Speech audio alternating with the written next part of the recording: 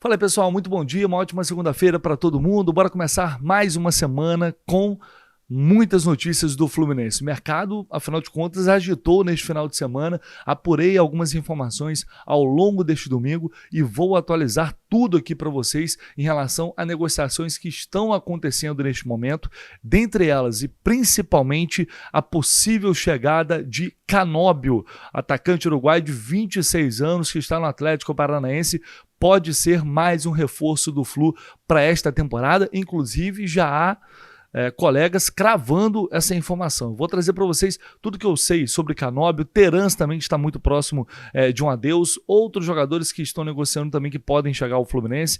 Então já chega deixando o seu like, se inscrevendo aqui no canal se você não está inscrito. Seja muito bem-vindo aqui ao canal do Lessa. Espalhe, compartilhe os conteúdos, porque afinal de contas, se vocês não fizerem isso, nada faz sentido. E dessa forma, cada vez mais e mais tricolores vão chegar para fazer parte também e ajudar, evidentemente, a construir aqui o canal do Lessa. Então conto com o apoio de todos vocês, que é sempre muito importante. Bom, vamos lá. Eu vou, antes de falar sobre Canóbio, atualizar aqui a situação de Davi Terans.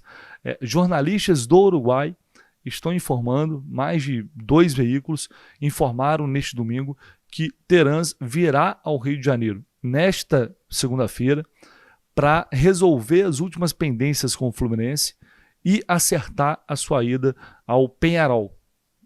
A princípio, por empréstimo, com opção de compra fixada no contrato.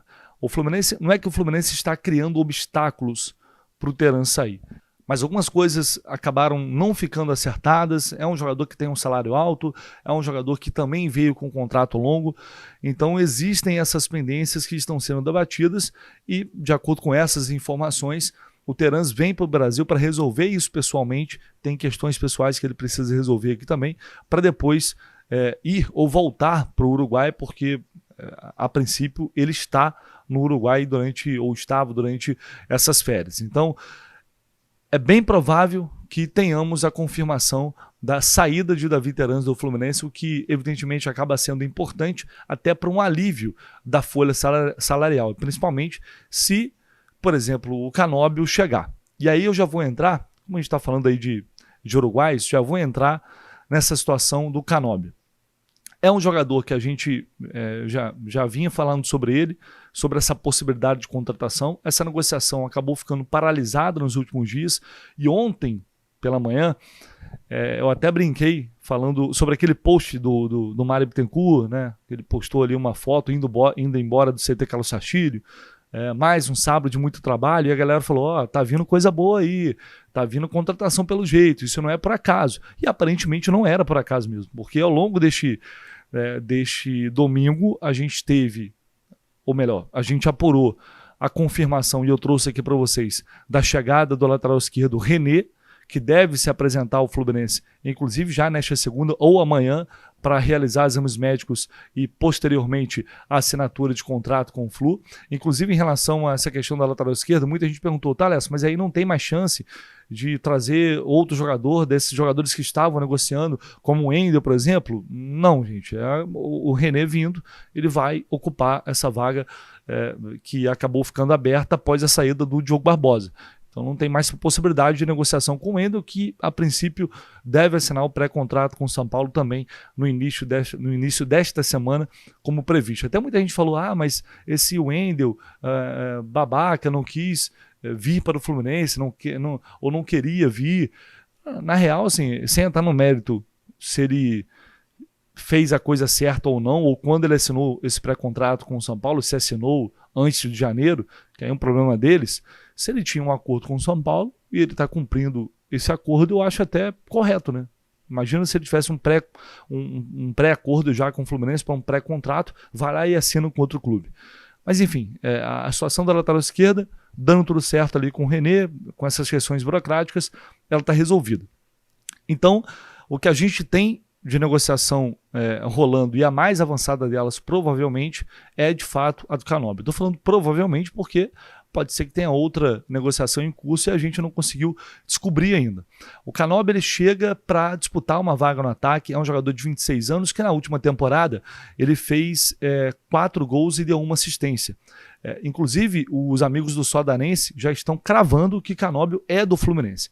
O que eu consegui apurar, e falei com uma pessoa ali muito bem informada no Atlético Paranaense, é que, de fato, o negócio avançou, o negócio andou, mas ainda restam alguns detalhes para que o acordo possa ser fechado.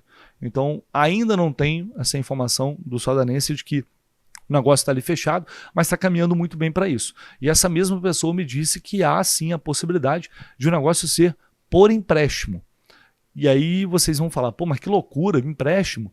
Não faz sentido, o Atlético está pedindo 8 milhões de euros pelo Canóbio, ou até mais que isso. Mas provavelmente, se for através de um modelo de empréstimo, o Fluminense deve fazer essa aquisição com uma obrigação de compra, e aí a gente teria que saber o valor, ou o Fluminense vai colocar jogador nessa parada e também desembolsar uma quantia, uma compensação financeira por esse empréstimo. Porque não faz sentido nenhum o Atlético emprestar um jogador que é muito jovem, que tem contrato, que, enfim, foi importante para o Atlético nessas últimas temporadas, emprestar de graça, enfim, facilitar esse modelo. Não acredito muito nisso. E também não acredito que o Fluminense iria pagar 7, 8 milhões de euros como o Atlético estava pedindo para negociar o Canóbio. Chegou a sair informação até de 10 milhões de euros. Aí também acho que não faz muito sentido. Mas, por exemplo, a minha amiga Monique Vilela, lá que acompanha, que é setorista do Atlético, tem um canal aqui no YouTube também, acompanha o Atlético dia a dia ali, informou que ele sequer foi utilizado no jogo treino do Atlético de ontem. Ele já está liberado para negociar e fechar com o seu novo clube, a princípio o Fluminense, e aí ele já teria condições de se apresentar no CT Carlos Castilho no dia 8, que é o dia da reapresentação do elenco principal do Fluminense, que vai dar início à pré-temporada. Então há sim uma expectativa muito grande de termos na quarta-feira Canóbio, René e companhia fazendo parte desse início de trajetória aí na temporada 2025 para o Fluminense. Já falou um pouco sobre esses jogadores, né? Sobre esse jogador especificamente. É um atleta jovem, como eu disse, tem 26 anos ainda, tem uma carreira grande pela frente, foi importante para o Atlético, mas não é um jogador de muitos gols, e acho até que é um jogador que é um tanto quanto superestimado. Mas veja bem, eu não estou falando que o Canóbio é um jogador ruim, não é. Eu só acho que ele tem um hype um pouco além do que realmente ele joga. Mas para mim, para o que é o elenco hoje do Fluminense, para a ideia de montagem de elenco e para a ideia de jogo do Mano Menezes, o Canóbio é um jogador interessante, que se encaixa nesse modelo. Se for uma negociação financeiramente vantajosa, um modelo de negócio que esteja dentro da realidade do Fluminense, acho que é um jogador que se encaixa na ideia hoje do clube. Tem alguns pontos que me agradam bastante. É um cara de muita disposição, de muita raça, é um cara que não se esconde do jogo, tem muita força física, mas peca muito na finalização, que é um mal, porque, cara, eu costumo falar que o atacante de velocidade, se ele é um atacante de muita força física, de excelente arremate, finaliza muito bem, dribla muito bem, o cara não estaria aqui.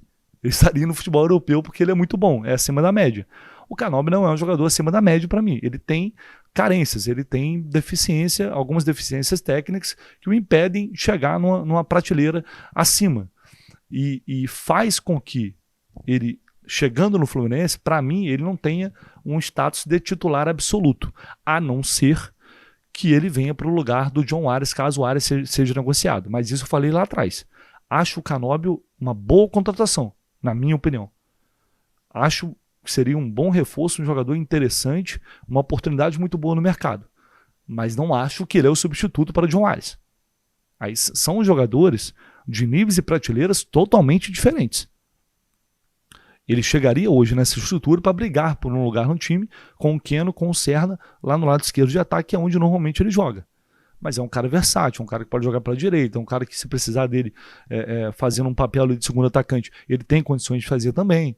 É um cara muito aplicado taticamente, são valências inegáveis. Mas não acho que é um jogador que chega com status de titular absoluto. Então a gente vai meio que continuar ainda numa expectativa de chegar a um reforço para além do Hércules, esse reforço com o cara chega e fala, pô, esse vai chegar e vai ser titular. O ataque é John Ares, Fulano, mas o centroavante e acabou. Sem discussão. O Canóbio para mim não é, veja bem, é um bom reforço, seria uma boa contratação, jogador de muita força, jogador jovem, e acho interessante. Mas ele não é uma unanimidade e ele não chega para mim com esse status, ou não chegaria com esse status dentro do elenco do Fluminense. E ainda vamos carecer da contratação daquele centroavante, o centroavante de área, o centroavante de bola aérea, de referência, de pivô, que até agora não veio. Para além disso, mais um meia, para suprir uma ausência de Paulo Henrique Ganso, e também um primeiro volante, coisa que eu já falei aqui, que para mim é uma urgência ter uma opção, um jogador para disputar a posição ali com o Facundo Bernal. Acho que são as carências que temos para começar esse 2025. Ainda precisamos de jogadores que cheguem ao famoso chegar e jogar. Eu acho que só o Hércules hoje se encaixa em tese, até pela fragilidade que temos nesse meio de campo do Fluminense para essa função também, para as opções que temos neste momento. Então é isso, galera. Em termos de informação, de notícia, é isso. É provável que essa negociação, esses últimos detalhes sejam acertados ao longo desta segunda-feira, e aí teremos a confirmação de mais um reforço do Fluminense para esta temporada 2025. Uma janela que está sendo interessante em termos de perfil, em termos de ideia de jogo, de jogadores que se encaixam dentro daquilo que eu imagino que vai ser um Fluminense 2025, mas ainda, como eu disse, estamos precisando de um pouco mais de qualidade, né, de jogadores que cheguem com condições de assumir essa responsabilidade e fazer de fato o Fluminense alcançar um nível acima nessa temporada que vai começar em breve para o Fluminense no próximo domingo contra o Sampaio Corrêa em Moça Bonita, em Bangu. Eu falei que o Campeonato Brasileiro ia começar ontem de manhã, mas não. Isso é o sono, às vezes acontece, mas é o Campeonato Carioca. E só pra gente fechar, ontem o Jorge Nicola também informou que o Fluminense avançou para contratar o atacante Rony, que supostamente Mário Bittencourt teria chegado a um acordo com o staff do atleta em relação a salários, a tempo de contrato, modelo de negócio, né, com o staff do Rony.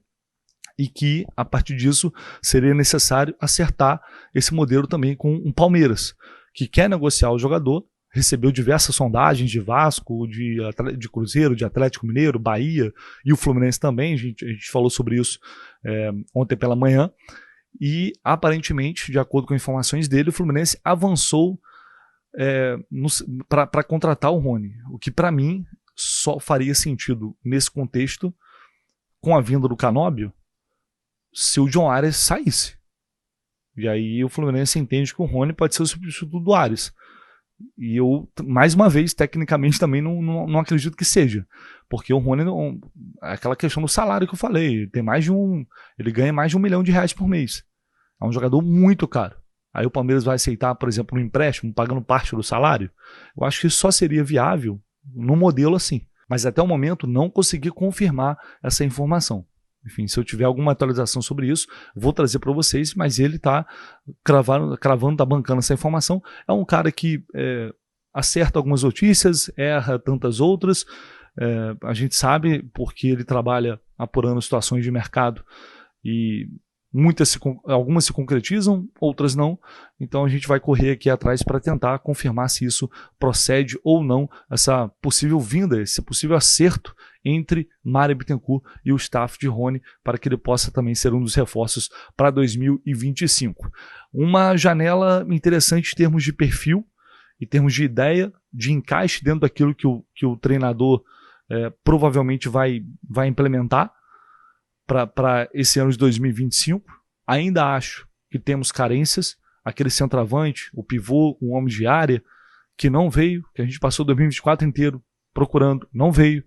Um jogador para suprir a ausência, quando necessário, de Paulo Henrique Ganso no meio de campo, e um primeiro volante para disputar a vaga com Facundo Bernal. Acho que são as principais carências que temos ainda para resolver senão até o início da temporada, que já é domingo que vem, no próximo domingo lá em Moça Bonita, mas, enfim, para ao longo dos próximos dias, ao longo desta pré-temporada, já que o elenco se reapresenta no próximo dia 8. Fechou, pessoal? Então, ao longo do dia, é claro, a gente volta com muito mais informações e muito mais notícias assim que a gente tiver a novidade. Um abraço, valeu!